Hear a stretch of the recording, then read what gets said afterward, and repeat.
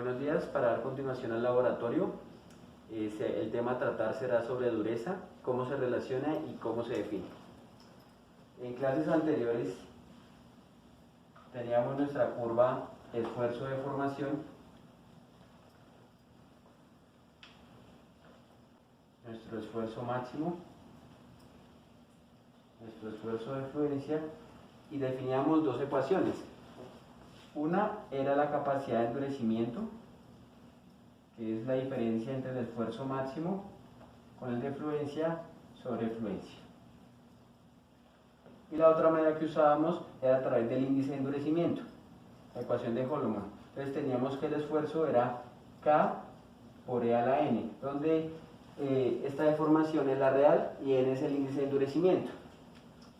Ahora, ¿cómo se define la dureza? La dureza es la capacidad que tiene un material para oponerse a la deformación plástica. Eso implica, o realmente tiene dos consideraciones. Una, qué tan alto es el esfuerzo máximo, y la otra, qué tanta zona plástica tiene.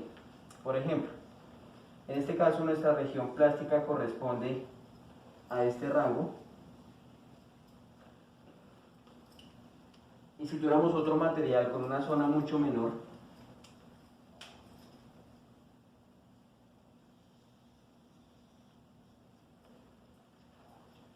podríamos decir que este material tiende a ser más duro, es más difícil de deformar, porque su región plástica es más pequeña. Otra manera de verlo es asociado al esfuerzo máximo. Entre más alto sea el esfuerzo máximo, más se compromete la ductilidad del material. Entonces, si por ejemplo tenemos un N muy alto, podríamos tener una condición así. Entonces, fíjense que si este es el esfuerzo de fluencia, la región plástica es extremadamente pequeña en comparación a este material. Entonces, la dureza es un compromiso entre el esfuerzo máximo y la ductilidad del material. Entre más corta sea esta región y el esfuerzo más alto, implica mayor dureza. Iniciando con nuestro primer método, tenemos el de rayado. Acá podemos ver diferentes materiales para la escala de Mohs. La escala de Mohs fue una de las primeras métodos usados para medir la dureza, pero el problema más grande que tiene es que se define a través de rangos. Entonces puede estar entre un material que tiene una dureza entre 5 y 6, pero no podemos definir qué tan cerca del 5 o qué tan cerca del 6 está. Entonces esta escala sirve como una primera intuición sobre la dureza de un material. Y la noción es muy parecida a la explicación que se dio antes respecto a la definición de dureza, que es la capacidad de oponerse a la deformación plástica. Entonces, el material que sea más duro va a ser más difícil de formarse, es decir, va a ser difícil que cambie su geometría, su forma. Y el material que sea más deformable es el que va a tender a cambiar de forma. Entonces, acá en este caso tenemos, para continuar, nuestro primer método de medición corresponde a la escala de Mohs. Este relaciona la dureza entre 1 y 10 con cada mineral. Entonces, el más suave que tenemos es el talco y el más duro que tenemos es el diamante. El problema con esta escala radica en que no tiene una aproximación exacta, sino funciona a través de rangos. Es decir, si tenemos una dureza entre 5 y 6, no podemos saber a certeza si está más cerca del 5 o está más cerca del 6. Sin embargo, está fundamentada bajo la definición de dureza, que es la capacidad de oponerse a la deformación plástica. Entonces, si el mineral es más duro, implica que va a ser más difícil que este se deforme. Y si la zona con la cual se está rayando tiene mayor capacidad de deformarse, significa que es menos duro. Entonces, a través de esta lógica es posible rayar el material. Ahora voy a mostrarles cada uno de estos. Ahora les voy a mostrar los diferentes minerales asociados a la escala de Mohs. Acá principalmente tenemos 9 del 10, nos falta el diamante, pero podemos encontrar aquí el primero, que corresponde al talco, el segundo, que corresponde a la selenita, que en la escala de Mohs puede ser el yeso, nuestro tercero corresponde a la calcita, el cuarto corresponde a la florita, el quinto corresponde a la patita, el sexto corresponde al feldespato, tenemos el 7 que corresponde al cuarzo. En el octavo encontramos el topacio. El que corresponde al 9 tenemos el que corresponde al corindón. Entonces voy a mostrarles una prueba en un latón. Entonces voy a rayar la superficie y podemos ver el rayado en la parte superior de la pieza. Ahora, ¿qué pasa si usamos una más suave? Por ejemplo, la 2.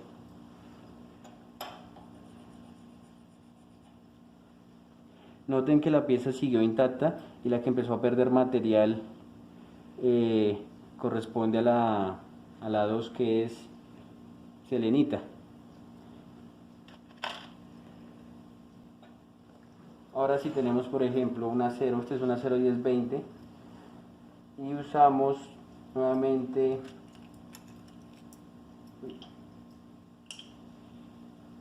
a la 9, que corresponde al corindón, vamos a encontrar que este es más difícil de rayar que el anterior, y la justificación es la que les mencionaba con respecto al esfuerzo máximo que tiene el material y a la capacidad de deformarse. Este tiene menor capacidad de formación respecto al latón y un esfuerzo máximo más alto.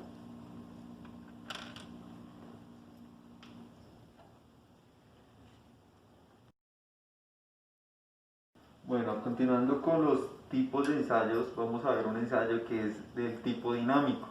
En este caso vamos a utilizar un instrumento que se llama esclerómetro. Entonces, el esclerómetro, ¿en qué consiste?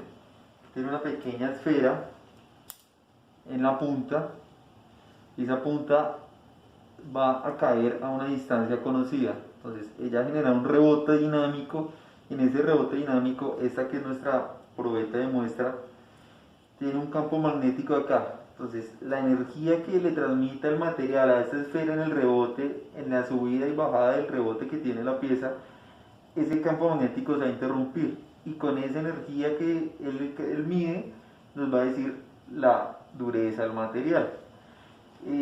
Esta dureza se llama dureza LIT. Esa sería la unidad en la cual nosotros vamos a identificar ese valor. Para hacer este ensayo nosotros debemos tener un material que tenga una masa y un espesor mínimo. Entonces, si yo quisiera hacerle una prueba de dureza a este pedazo de latón, por el espesor y por la masa que él tiene, no tiene la suficiente masa para disipar la energía que va a tener el rebote. Entonces yo voy a utilizar un peso o una pieza que me soporte esa energía, para que cuando transmita la onda a la esferita tenga un rebote y suba a la máxima energía o al máximo nivel. ¿Claro? Entonces este elemento que tenemos acá es un bloque patrón para hacer la verificación de la pieza. Bueno, entonces aquí tenemos nuestro instrumento. Entonces, ¿de qué consta? De una sonda, en este caso es la sonda D, es una sonda dinámica. Encontramos varios tipos de sonda, esta es como la sonda universal. Y tenemos como tal el lector, donde vamos a ver las unidades o los valores medidos por este instrumento. Entonces él tiene varios menús. Nosotros podemos venir en primer lugar y escoger las diferentes ondas, como les digo. En este caso tenemos la D, que es la dinámica. Otra función importante que tenemos que poder darle a nuestro equipo para configurarlo es el material en el cual vamos a trabajar. Entonces ustedes pueden ver ahí, podemos trabajar con aceros, con aceros para herramientas, aceros inoxidables, fundiciones de hierro gris, hierro ferroidal y aluminio fundido, latón, bronce y cobre forjado.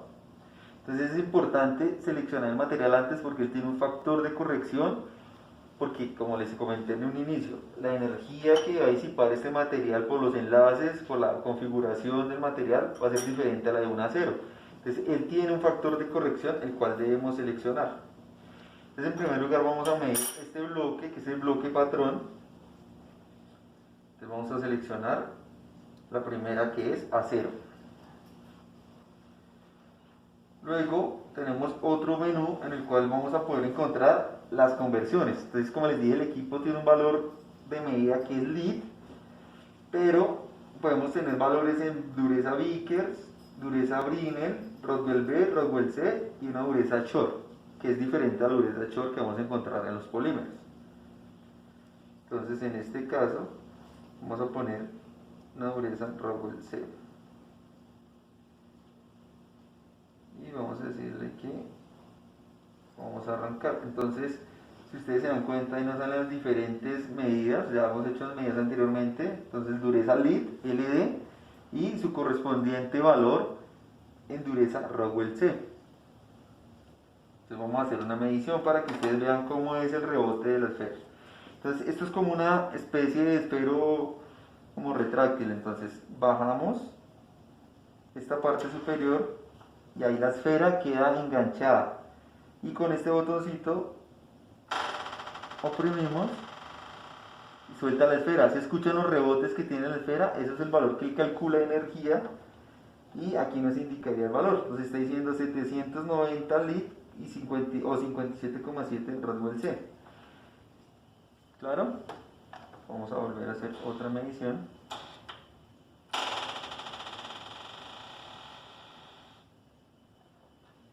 Ahora nos dio 783. ¿Claro? Entonces por eso es importante la masa del material, que si yo tengo esta pieza, pues no le hice la conversión, pero si yo lo hago aquí sobre el mesón, la transferencia de energía de la esfera va a ser diferente. ¿Sí ven que no hubo rebote? Porque no le transmitió la suficiente energía. Pero si lo trato de hacer sobre el bloque, debería cambiar el valor. Entonces, eso es importante. Entonces, este es un equipo de dureza portátil. ¿Listo?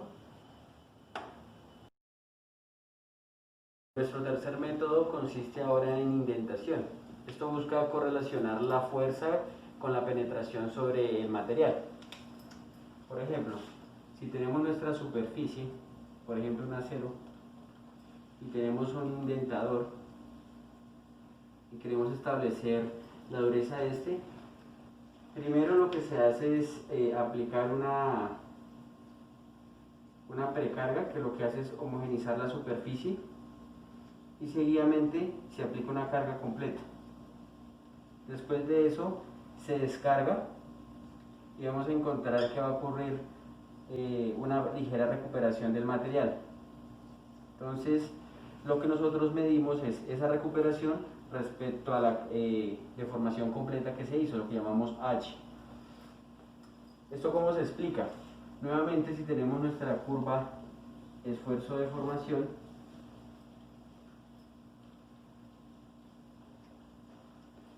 al aplicarle una precarga, tenemos nuestro material en la región elástica y lo llevamos a carga completa. Lo que hacemos es llevar al material hasta fluencia y una parte de deformación plástica.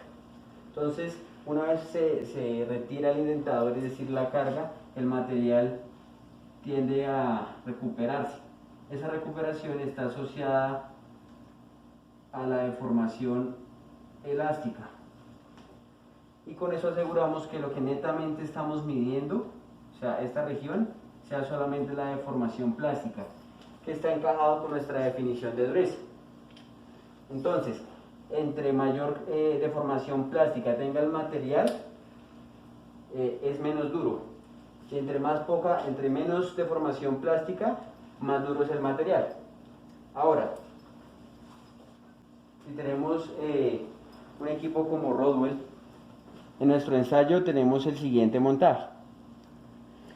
Una secuencia de pesas que nos permiten definir la carga aplicada sobre nuestra pieza, un actuador lineal, que es el que va a hacer la precarga y la carga sobre nuestra pieza. Entonces, esto, como en más detalle, se ve de la siguiente manera. Fijamos una carga estándar, accionamos nuestro actuador lineal, y lo que se hace es que se aplica la carga con el indentador sobre la superficie y medimos el desplazamiento asociado a la dureza del material. Tenemos nuestro equipo para el ensayo de dureza Rodwell. Y asociado a este equipo nosotros vamos a encontrar una serie de identadores que dependen que están como marcados con una letra, y esta letra nos está indicando el tipo del identador y las cargas máximas de la precarga que debemos ponerle para que actúe de buena forma el identador. Esto depende del material al cual vayamos a trabajar. Para nuestro equipo tenemos en primer lugar unos identadores de forma cónica que son una punta de diamante. Estos los utilizamos para los materiales más duros. En este caso la escala sería la escala C o la escala A. Y la carga máxima que le debemos colocar a este penetrador o identador es de 150 kilogramos. Luego vamos a encontrar unos identadores que son unas esferas de carburo de tungsteno. Entonces, a partir de la última revisión que se hizo de la norma STM E18, ya no se aceptan esferas en acero endurecido, sino esferas en carburo de tungsteno. Entonces, ahí empezamos con la esfera de 1/16, luego tenemos esfera de 1/8, luego tenemos esfera de 1/4 y esfera de media. Estas últimas no son tan usadas para el ensayo de dureza en metales, sino se utilizan para ensayos de dureza en polímeros, porque la escala Rockwell también la podemos utilizar para determinar la dureza en polímeros. Entonces, es importante siempre que vayamos a utilizar un identador, hacer la combinación fuerza y el tipo de identador. ¿Por qué? Si utilizo en un material muy duro una esfera de este tipo, de un 16 de pulgada, con la carga de 150 kilogramos, un material muy duro, lo que va a dar es que la esfera es la que se va a deformar. Y como se les explicó anteriormente, Nicolás, nosotros vamos a medir es el desplazamiento que tiene la esfera dentro del material. Y si la esfera está deformada, el recorrido va a ser diferente y vamos a tener un error en la medición. Para este ensayo hay que tener primero en cuenta la geometría de las piezas. Este equipo tiene una restricción en cuanto a que las piezas deben ser piezas planas, rectangulares, con caras limpias, lisas, o una pieza de geometría circular, ¿listo? Pero también tiene que ser limpia y lisa. Si yo tengo una geometría muy compleja como esta, no voy a poder hacer la medición, primero por el tamaño de la pieza y el segundo por la forma que no tiene ninguna cara plana, que sea que esté alineada. Entonces eso va a generar que cuando el penetrador o el identador llegue a la pieza, va a generar una fuerza que no es axial, y eso genera un movimiento en la pieza teniendo errores en la medición. Entonces nosotros en este caso vamos a medir esta platina de acero, pero desconocemos su valor de dureza. Entonces, si desconocemos el valor de la dureza, lo que debemos hacer es arrancar con la escala más alta. Entonces, como les comentábamos, Rockwell está identificada por unas letras del alfabeto, pero esas letras no están organizadas para uno decir la escala más duro es A, luego B, C, D, no. Hay un orden que hay que mirar en la norma E18. Entonces, la escala más dura es la escala C. Entonces, yo que debería usar un identador en forma de diamante. Entonces, ese es el que vamos a colocar acá. ¿Y qué nos dice también la norma? Que vamos a utilizar una carga máxima de 150 kilogramos. Eso lo vamos a ajustar acá con esta perilla. Y luego vamos a seleccionar la escala.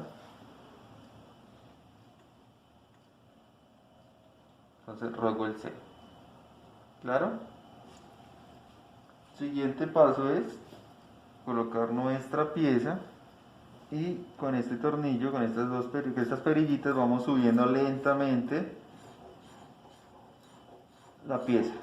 La idea es hacer un contacto suave, no estrellar la pieza contra el penetrador. Cuando hagamos contacto, ustedes van a darse cuenta que esta pantalla va a cambiar. Nos va a aparecer estas dos flechitas. ¿Qué nos van a indicar esas dos flechitas? Nos va indicando es la proximidad que estamos haciendo contra el sensor de medición de la fuerza.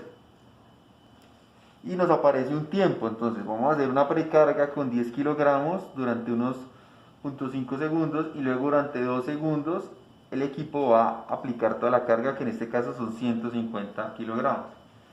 Entonces ustedes van a escuchar un clic y ahí es donde va a entrar a actuar el motor para hacer el movimiento de las masas.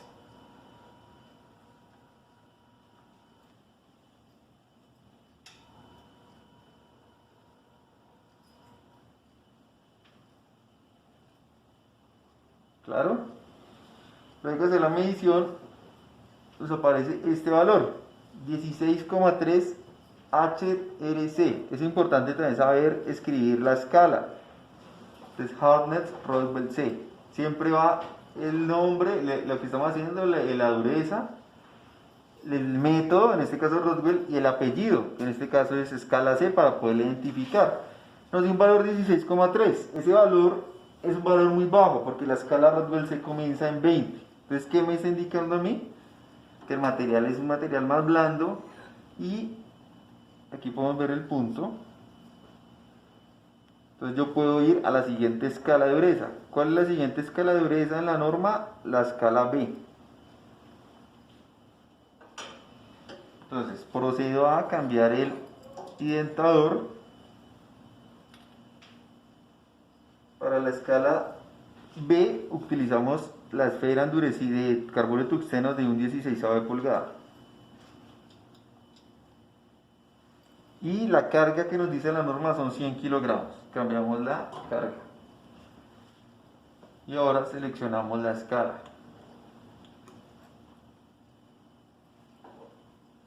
Nuevamente colocamos nuestro material.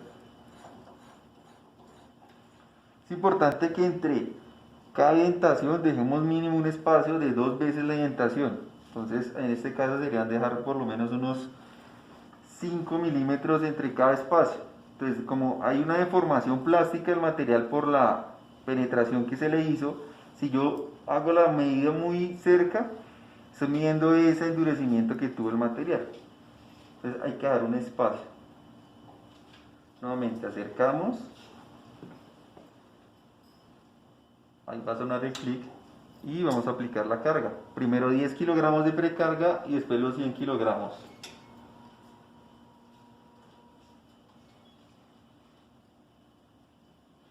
Ahora nos aparece un valor de 98,2. Nuevamente, HRB. Aquí el apellido de esta dureza es B para poderla identificar. ¿Claro? Esta dureza sí está conforme a la tabla de la norma, porque la dureza Roswell B va máximo hasta 100. Eso que me está indicando que tengo un acero con una dureza media, entonces podría ser un acero 1020.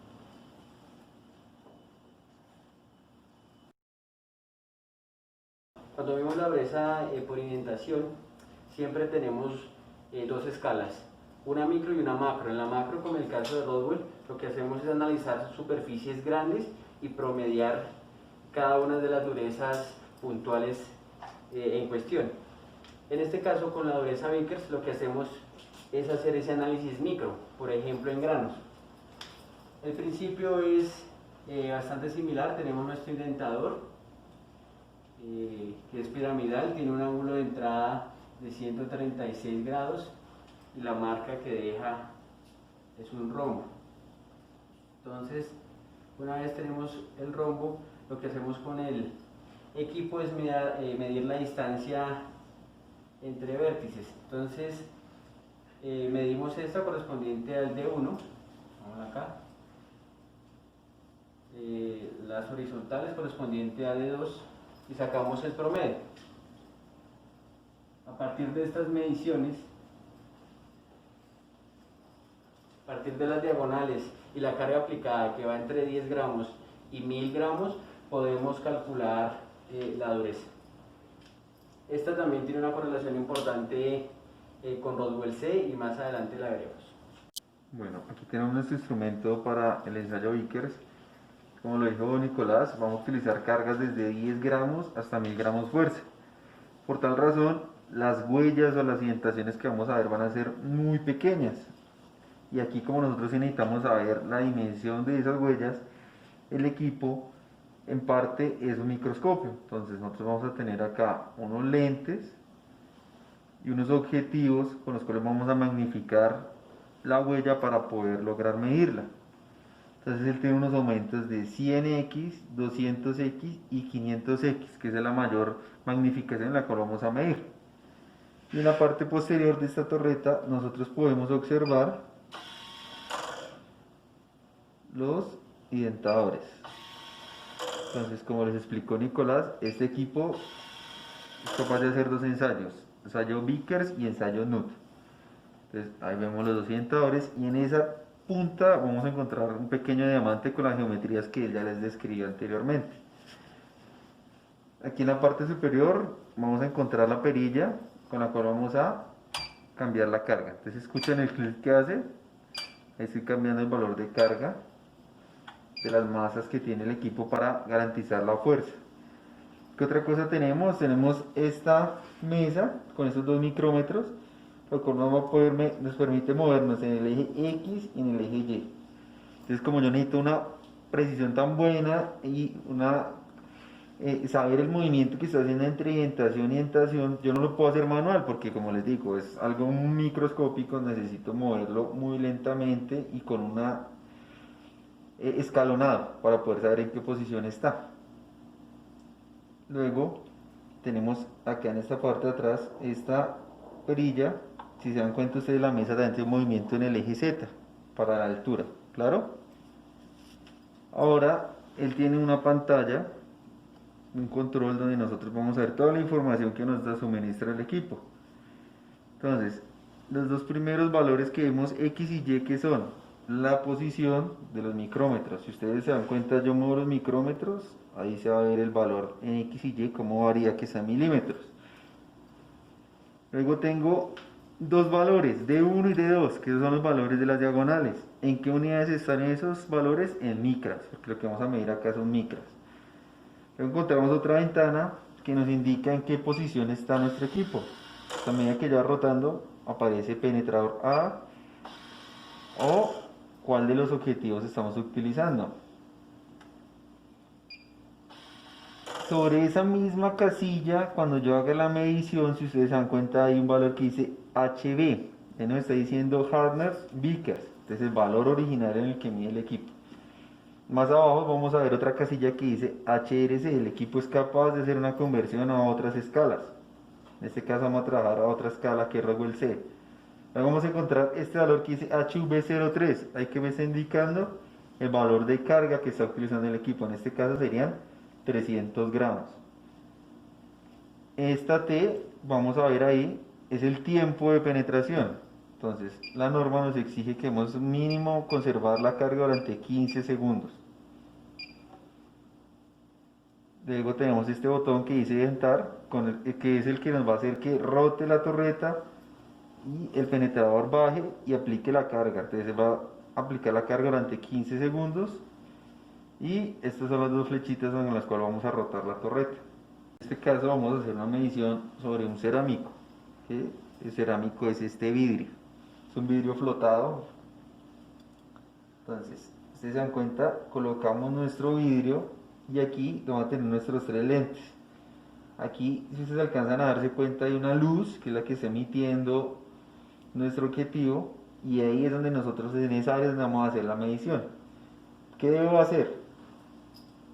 Como es un microscopio, lentamente subo la mesa para lograr enfocar el punto donde yo quiero hacer la medición.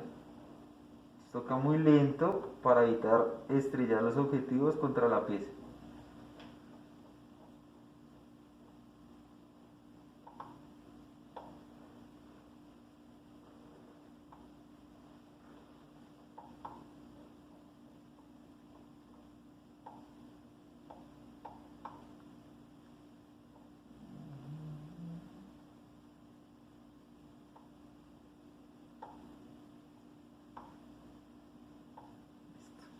Cuando ya la tenemos ahí, vamos a aplicar la carga. Entonces yo seleccioné 300 gramos fuerza. Entonces, como les indiqué anteriormente, verificamos que todo esté en cero para tener nuestras posiciones, todo, y vamos a aplicar acá donde dice identar. Entonces ustedes se van a dar cuenta cómo va a empezar a rotar la torreta.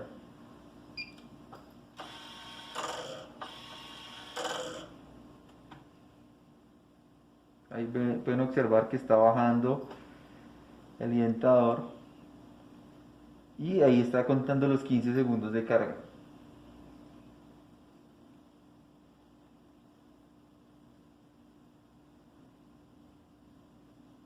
Ahí se retira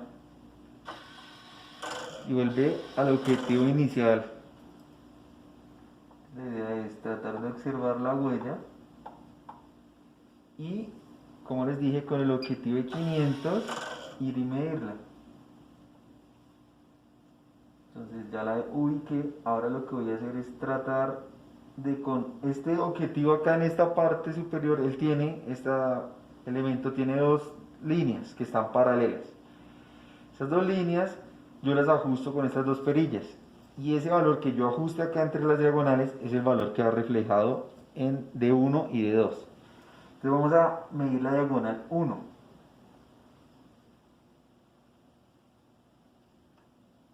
Ya encontré la diagonal y con este botón grabo el valor. Entonces nos da 32,13. Roto 90 grados y mido la otra diagonal. Y ustedes pueden observar la pantalla, entonces D1, D2 y con esos valores el promedio de esa diagonal y nos va a indicar el valor de dureza. Le está diciendo 500,15.1 hardness Vickers y lo que equivaldría a 50.1 Rockwell C.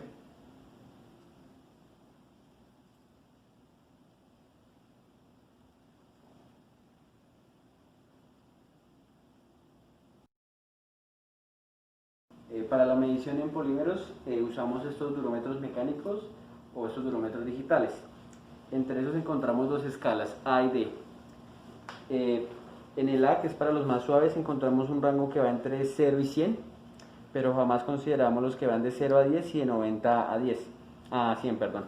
Después de que pasan de 90 en short A, pasamos a short D para polímeros más duros. Otra cosa importante de estos son las agujas. En short D la aguja es totalmente aguda y en short A es totalmente plana. Para ver esto mejor, acá en el siguiente diagrama podemos ver más fácil el indentador para short A, que efectivamente es totalmente plano, entonces el esfuerzo generado es menor, y en short D tenemos una punta más aguda con un radio específico para polímeros más duros. Ahora acá tenemos el mismo principio.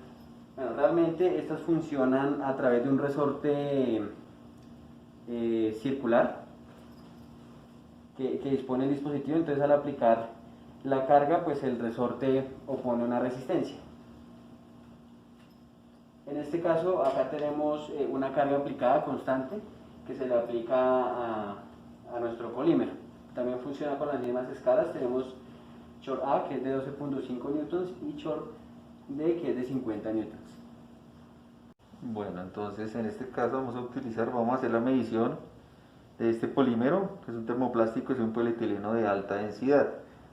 Para eso nosotros nos referimos a la norma que es la STM 2240 y nos indica que para ese tipo de materiales termoplásticos y termoestables rígidos tenemos que utilizar la escala de dureza short D. Entonces vamos a hacer el ensayo con el durómetro análogo y eso lo vamos a pasar con el durómetro digital. Entonces, muchachos, si ustedes se dan cuenta, las probetas las tengo apiladas en esta forma. ¿Por qué las tengo así? La norma me exige que el espesor mínimo del material debe ser de 6 milímetros. Estas probeticas tienen menos de 3 milímetros. Entonces las apilo, esto es permitido por la norma. Las apilamos y vamos a aplicar presión sobre la pieza. Yo le estoy aplicando una fuerza, ustedes alcanzan a dar cuenta, la aguja está variando. Ahí me está dando un valor de 61 short D. Si ustedes alcanzan a observar acá, ahí se alcanza a ver un punto que fue donde quedó la marca de la penetración. Vamos a hacer otra medición.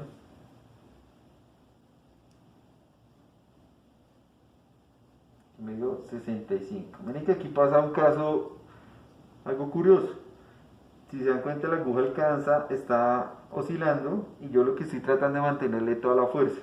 Entonces el material yo lo penetro, pero la idea no es romperlo sino deformarlo. Entonces el material tiende a recuperarse plásticamente y esa es la posición, o esa es la recuperación que yo doy en el resorte. Entonces en ese caso la medida ya no me serviría, entonces tengo que estar muy atento al valor máximo al cual está llegando para poder decirles el valor. Ya llegó a 64. La otra forma que me pide la norma es que yo puedo cronometrar ese tiempo, dejar una recuperación, entonces puedo tomarla a 2 segundos, el valor de la medición. ¿Claro? ¿Qué pasaría si utilizo el durómetro Short A? Vamos a hacer una prueba. Miren que nos está dando un valor por encima de 96 y la norma me exige que si yo ya supero el valor de 90, debo pasar a la siguiente escala. ¿Listo? Si yo quisiera, podría tener uno más especializado, que sería el Short B y Short C. Entonces, entre estos dos yo encuentro 2 durómetros más. Pero la norma me permite tener estos dos porque los valores pueden solaparse. Ahora vamos a medir en el equipo digital.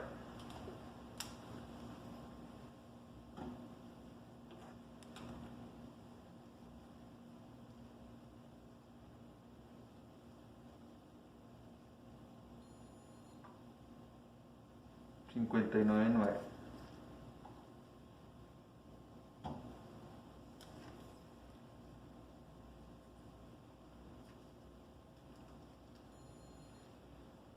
Entonces básicamente, ¿cuál es la diferencia entre ellos dos? La resolución que tengo en el instrumento y que aquí yo tengo un valor de fuerza siempre constante. Entonces esto me permite tener como un ensayo más estándar. Pero ¿qué pasa? Este montaje es cuando yo tengo unas condiciones controladas, pero si yo tengo algo en producción, alguna pieza, pues lo más recomendable es poder llevar esta pieza y aplicar la fuerza con nuestra mano.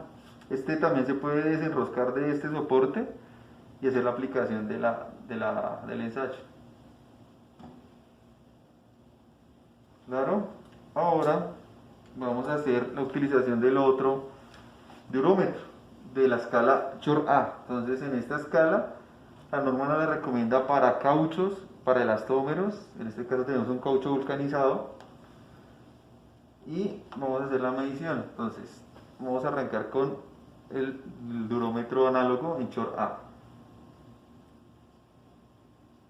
Llegó el valor máximo de 80 y se dan cuenta la recuperación que tiene el material.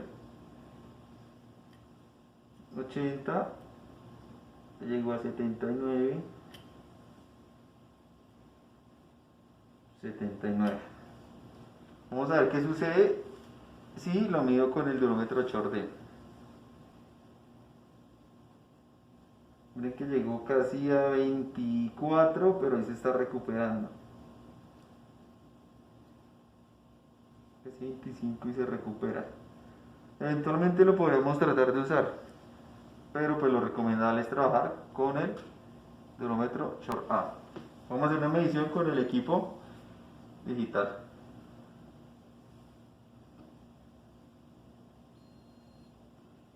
$78.9.